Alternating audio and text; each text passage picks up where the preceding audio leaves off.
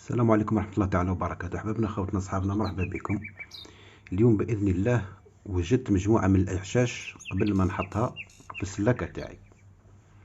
كما راكم تشاهدوا، هذا جزء من قفص قديم نشكله كما نحب ونغلفه بهذا العشب الاصطناعي كما راكم تشاهدوا.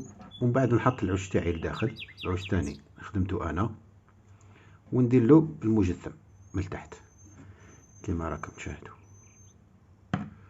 ويتعلق في الحيط.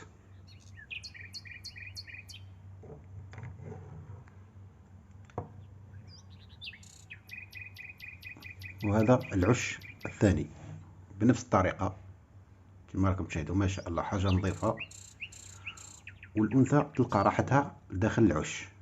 وعلاش درت هاد السيباراسيون تاع الغازون ارتيفيسيال؟ باش الإناث الآخرين ما يشوفوش الأعشاش هذه، يعني ما يكونوش متقابلين وتصرى مشاكل على جال الخيوط والأعشاش والافيلاس اللي تبني بهم الأنثى تاع العش تاعها. هذا العش الثالث كما راكم تشاهدوا. هذا النصف تاع قفص قديم قسمته على 2، وديت النصف الخلفي تاعو وزينته بالأعشاب كما راكم تشاهدوا، بالأعشاب الاصطناعية. حطيت العش تاعي، نقدر نحيه ونرجعه بكل سهولة، والمجثم في الأمام.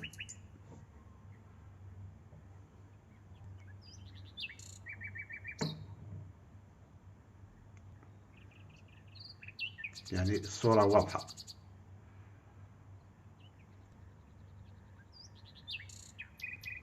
وهذا العش الرابع بنفس الطريقة كما راكم تشاهدوا. نصف قفص ثاني يكون أصغر من الأول، وزيناه بالأعشاب وحطينا العش تاعنا كما راكم تشاهدوا، يتنحى بكل سهولة مع المجثم.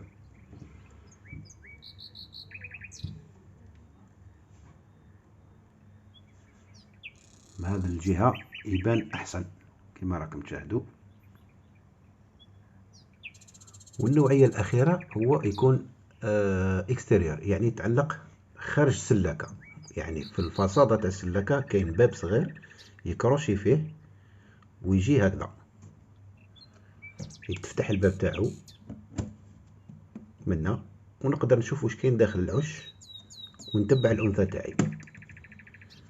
هذو الأعشاش اللي خدمتهم قبل ما نحطهم داخل السلاكة.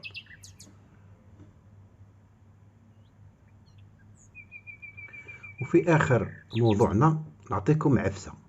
هذا الخواتم القديمة تاع المواسم السابقة علقوهم هنا عند العش باش الأنثى تشوفهم وتوالف بهم، وكي نحجلوا الفراخ تاعنا ما تنحيهمش من رجليهم. هذه درتها العام اللي فات وتجربة ناجحة 100%. ما مست حتى فرخ وما نحات له حتى خاتم من رجله.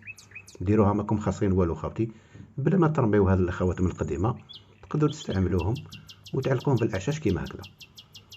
هذا هو موضوعنا اليوم. تهلاو في رواحكم خاوتي، ونتلاقاو بإذن الله نهار اللي نحطوا الأعشاش في السلاكة. يعني مازال الوقت، ما تسرعوش.